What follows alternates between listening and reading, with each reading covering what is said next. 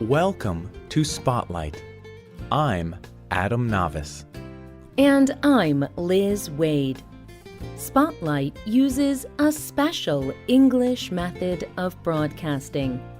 It is easier for people to understand, no matter where in the world they live.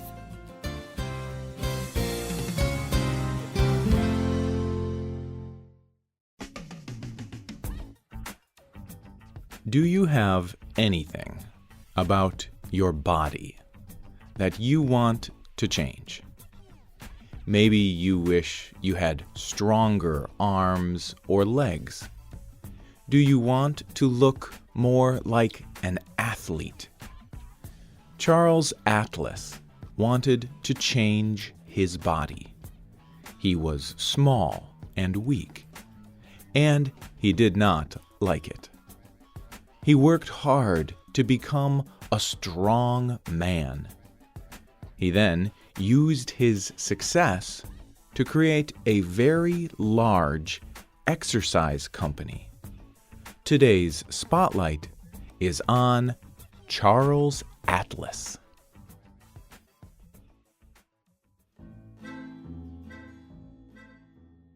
In 1903, an 11-year-old boy moved to the United States, to Brooklyn in New York. He was from Italy. His name was Angelo Siciliano. His family did not have a lot of money. Angelo was small and often sick. The other boys often beat him up. There is a famous story about Angelo.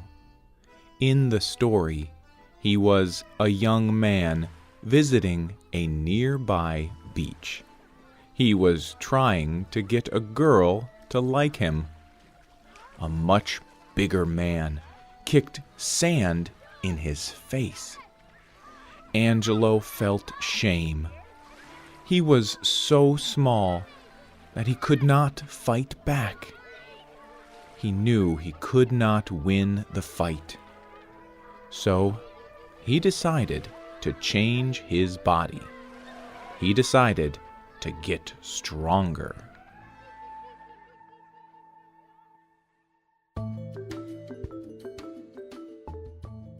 There were not many exercise programs or classes for him to join, and he did not have enough money to pay for training.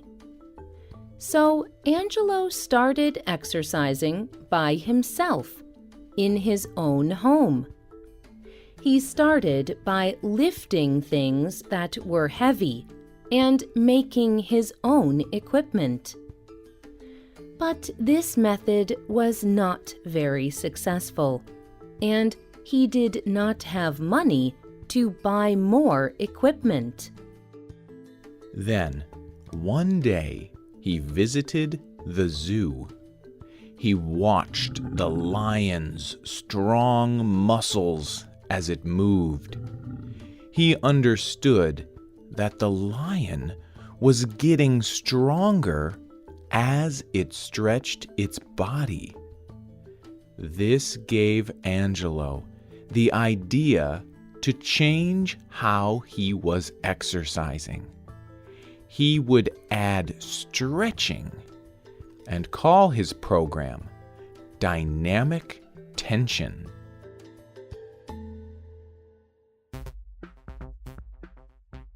Dynamic means movement, and tension happens when two things oppose or are against each other. Angelo's system combined moving and stretching, tightening muscles for tension, and breathing. It did not require any equipment or weights. It used the weight of a person's body to create strength. Today, this method is commonly called isometrics. Angelo practiced dynamic tension for a few months. As a result, he was no longer small and weak. He was big and strong. His friends noticed his new body.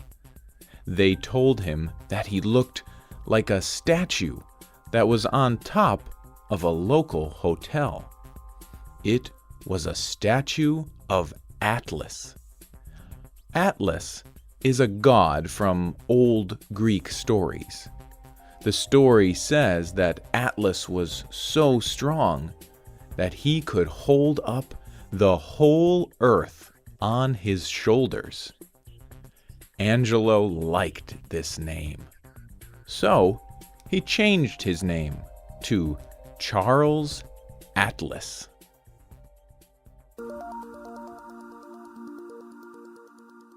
With his new body, Charles Atlas began posing as a model for many artists making statues. Around this time, he also took part in competitions to find the world's most beautiful man and the world's most perfectly developed man. He won both titles. Soon after this, he decided to make his success into a business. He found a business partner and started to sell his exercise plan. Now, other people could become strong and well-developed just like him. Charles Atlas wanted to show people that his method really worked. He often demonstrated his strength. He worked in traveling shows. He lifted heavy weights. He balanced on his hands. The writer Jerry Cowell described meeting Charles Atlas at a summer camp. First, he tore a thick paper phone book in half. Next, he bent an iron bar into a horseshoe shape with just his hands. Then he put a long iron bar in his teeth and had 2 men hang from it, one from each end.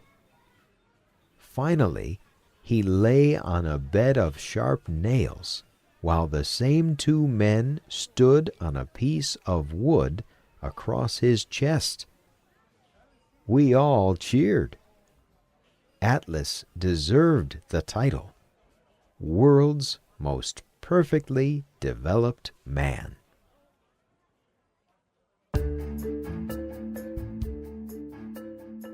Atlas made his dynamic tension exercises into a 12-week program. He used his own story to sell the program. Young boys read about the program in the back of comic magazines like Superman, Batman, or Spider-Man.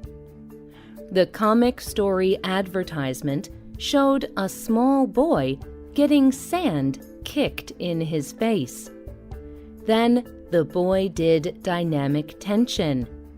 He was then able to defend himself. Charles Atlas never stopped building his business. He performed acts of strength often. He also cared about the people who bought his program. Many people liked that Atlas himself would write to people who bought the program, and he never stopped working to improve the program. He continued to make new and better exercises. By the 1950s, Atlas had sold over 1 million copies of his exercise program. People from all over the world bought it. They wrote to thank him for changing their lives. The program was translated into 7 different languages. For the next 20 years, it was the most popular exercise program in the world. In fact, people can still buy it today.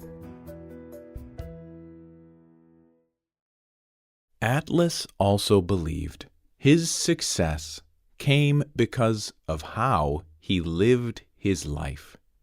He did not drink alcohol or smoke cigarettes. He encouraged people to go to church. He told people to get up early in the morning. He thought it was important for boys and girls to keep their rooms clean and organized. And even though he was a wealthy man, he lived in a simple home with his family.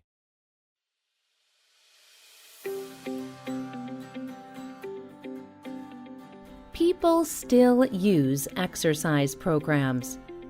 There are many new kinds to choose from. People still want to change their bodies. Atlas's dynamic tension program is just one of many exercise programs. But Charles Atlas showed the world that you do not need complex equipment to become strong. You do not need to pay someone lots of money to teach you to be healthy. All you need is your own body, hard work, and clean living. What do you think? Is it really that simple to get strong and stay healthy? Do you use an exercise program? You can leave a comment on our website or email us at radio@radioenglish.net. You can also comment on Facebook at facebook.com/spotlightradio.